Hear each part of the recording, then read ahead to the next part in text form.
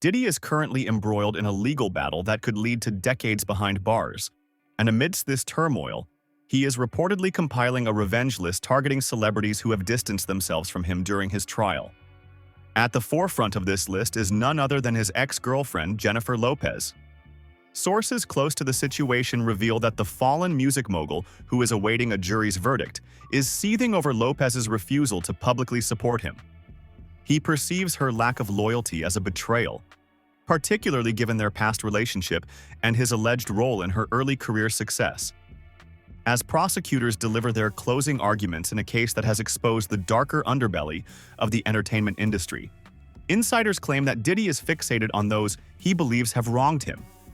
He has expressed frustration over Lopez's decision not to come forward as a character witness, insisting that she should show him loyalty for what he perceives as his contributions to her rise in fame. This belief, however, raises eyebrows, as many question the extent of his influence on her career trajectory. While Diddy and Lopez did date during her early rise to stardom, the notion that he is solely responsible for her multi-decade, multi-billion-dollar empire seems like a significant overreach. This situation highlights the magnitude of Diddy's ego, especially as he sits in a detention center facing the possibility of spending the rest of his life in prison. It is astonishing to consider that, even while grappling with such serious charges, he is preoccupied with plotting revenge against those who refuse to risk their reputations to defend him.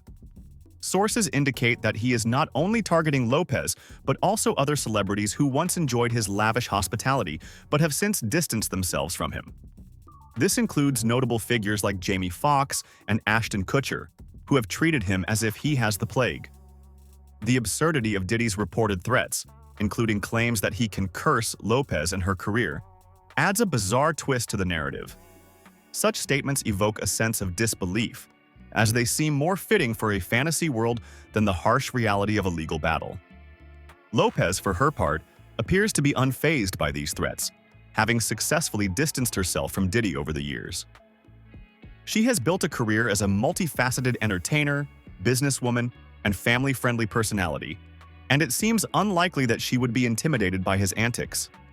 The relationship between Diddy and Lopez, which lasted from 1999 to 2001, was one of Hollywood's most high-profile romances, but it was also marred by controversy.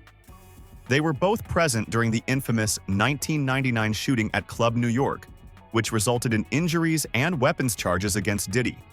While Lopez has never been accused of direct involvement in Diddy's alleged criminal enterprise, she has carefully avoided discussing certain aspects of their relationship for over 2 decades. An industry insider notes that while Lopez does bear some accountability for the incident, she has never fully addressed it, likely due to the desire to maintain her carefully crafted public image. As the trial unfolds, questions about how much Lopez knew regarding Diddy's alleged illicit activities have resurfaced.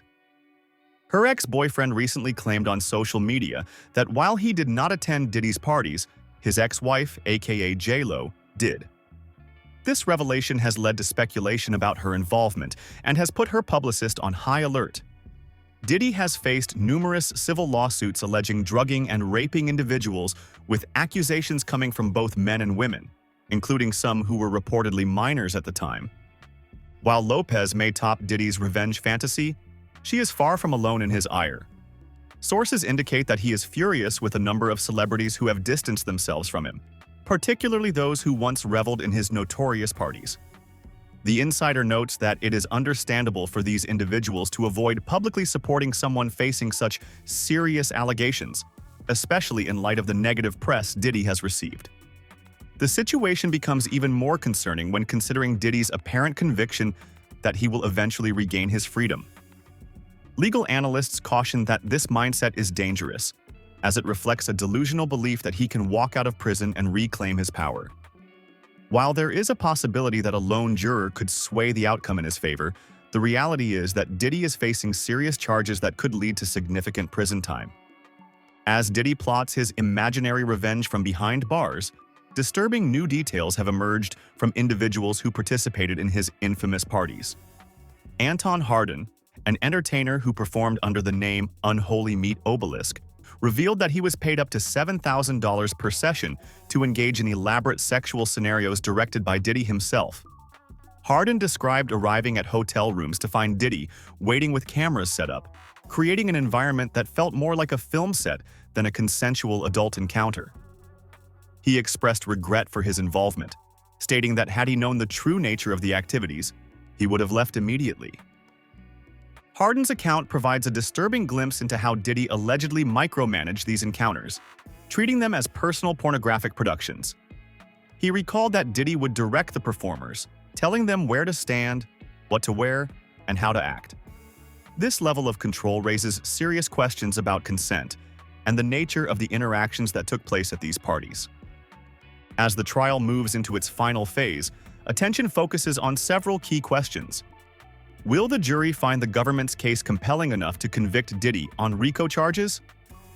How will Lopez respond to reports that she tops Diddy's revenge list? Thus far, she has maintained complete silence regarding her former boyfriend's legal troubles, a strategy that has served her well but may become increasingly difficult to uphold as more details emerge. The prosecution's closing arguments will be crucial in connecting the disturbing anecdotes into a coherent pattern of criminal enterprise. Meanwhile, the defense will attempt to portray these incidents as isolated or consensual activities that, while morally questionable, do not constitute racketeering. For now, Diddy remains in detention, his empire crumbling, his former associates distancing themselves, and his reputation in tatters. The man who once declared himself a savage, who gets whatever he wants now finds himself powerless, except in his own mind, where he still believes he can exact revenge on those who refuse to stand by him in his darkest hour. As Hardin poignantly concludes, if Diddy is guilty of hitting and manipulating women, it is indeed a deeply troubling situation, and that may be the understatement of the century.